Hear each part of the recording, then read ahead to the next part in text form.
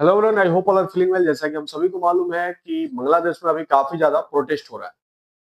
तो यहाँ पे देखते हैं कि आखिर बांग्लादेश कैसे बना, वो कंट्री का निर्माण कैसे हुआ। तो सबसे पहले जैसे कि आपको दिख रहा होगा, ये जो पाकिस्तानी कर्नल है, ये बांग्लादेश को उसके देश को सौंपते हुए का फोटो है। बट इसके पीछे की हिस्ट्री को हम लोग जानते हैं।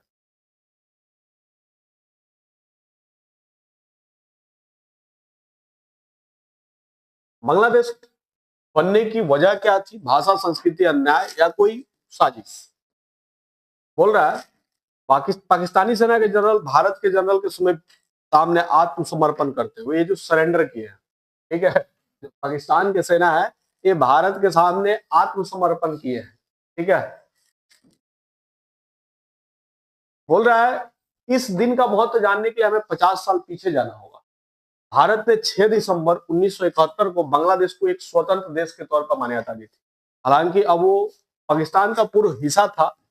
उसके केवल 10 दिन बाद पूर्वी पाकिस्तान में पाकिस्तानी सेना के commander lieutenant general Amir Abdullah Khan Niazi ने भारतीय सेना के लेफ्टिनेंट जनरल जगदीप सिंह अरोड़ा के साथ आत्मसमर्पण के दस्तावेज पर हस्ताक्षर करके अपनी हार मान ली थी। और इस तरह बांग्लादेश औपचारिक तौर पर दुनिया के नक्शे पर एक नए देश के रूप में उभर कर जो है सामने आया था, ठीक है।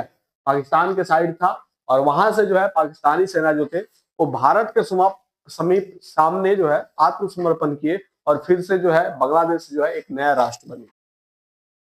यह कहना गलत नहीं होगा कि दक्षिण एशिया के देशों में बांग्लादेश के सबसे करीबी संबंध भारत के साथ ही है। सिर्फ व्यापार के स्तर पर बात करें तो दोनों देशों के बीच 10 अरब डॉलर का कारोबार है, जो पूरी दक्षिण एशिया में सबसे ज्यादा है। पाकिस्तान में पढ़ाई जाने वाली पाठ्य पुस्तकों को अध्ययन से इस बात का अंदाजा लगाया जा सकता है बांग्लादेश और भारत के बीच इतने घनिष्ठ संबंध और पूरी पाकिस्तान को उससे अलग होने के क्या क्या कारण है। ये फोटो में आप देख रहे होंगे बांग्लादेश, भारत और पाकिस्तान। पाकिस्तान की राह पर तीनों के रास्ते अलग अलग हकीकत नजर। बांग्लादेश में क्या इस्लाम? पाकिस्तान के केंद्रीय बोर्ड द्वारा प्रकाशित 9वीं और 10वीं कक्षा की पुस्तकों को यदि देखें तो उनमें कहा गया है कि पूर्वी और पश्चिमी पाकिस्तान को अलग करने में भारत की भूमिका थी। जो पाकिस्तान में 9वीं और 10वीं किताबें पढ़ाई जाती है, वहां पे भी लिखा गया है कि इनको अलग करने में भारत की भूमिका थी। और इन किताबों में लिखा गया है कि भारतीय नेतृत्व को पाकिस्तान का बनना पसंद नहीं आया और उन्होंने उपमहाद्वीप के विभाजन के तुरंत बाद पाकिस्तान को तोड़ने की साजिश शुरू कर। इन किताबों में आगे यह भी कहा गया है कि पूर्वी पाकिस्तान में बड़ी संख्या में हिंदू रहते थे, ठीक है, जो भारत के प्रति सहानुभूति रखते थे। और समय के साथ वह अलगाववादी तत्वों को पनपने की जगह मिल गई। इसकी वजह से पूर्वी पाकिस्तान के लोग वैसी विचारधारा के जो है शिकार हो गए।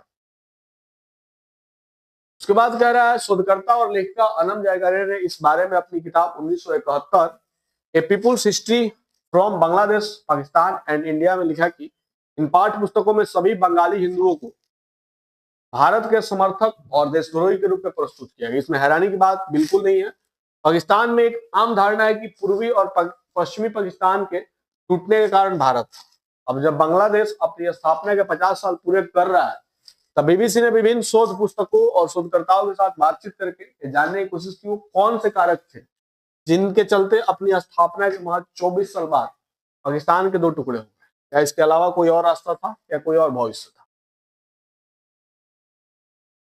राजकीय भाषा दर्ज किया सिर्फ उर्दू को देना है। बोल रहा है अगस्त 1947 में जब पाकिस्तान अस्तित्व में आया, इसमें दो प्रमुख क्षेत्र पूर्वी और पश्चिमी पाकिस्तान शामिल थे। पूर्वी पाकिस्तान में देश की 56% आबादी रहती थी जो बांग्लादेश बांग्ला बोलती थी। वही पश्चिमी पाकिस्तान में पंजाबी, सिंधी, बलूची, पश्तो, अन्य स्थानीय भाषाओं को भी बोलने की प्रथा थी और बोलते थे। इसके साथ भारत से पलायन करने वाले मुसलमान भी थे जो उर्दू बोलते थे और देश की आबादी में उनका हिस्सा केवल 3% था। बांग्लादेश के इतिहास का अध्ययन करने वाले डच प्रोफेसर विलियम वान सिंडल ने अपनी किताब हिस्ट्री ऑफ बांग्लादेश में लिखा है कि पाकिस्तान के अस्तित्व में आने के तुरंत बाद उत्तर भारत के लोगों का वर्चस्व उभर कर सामने आया। वो लिखते हैं कि यहाँ एक तरफ बांग्लादेश मुसलमानों को उम्मीद थी कि वो बहुसंख्यक आबादी होने के कारण पाकिस्तान में अहम भूमिका निभाएंगे, लेकिन उत्तर भारत के मुस्लिम नेताओं ने देश की बागडोर अपने हाथों में ली। और ऐसा इसलिए कि दक्षिण एशिया में खुद को मुस्लिम आंदोलनों का रखरखाव शुरू।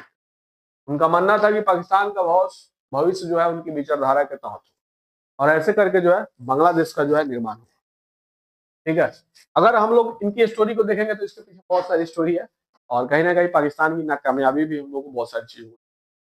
आई होप आपको समझ में आया होगा कि बांग्लादेश का निर्माण कैसे हुआ।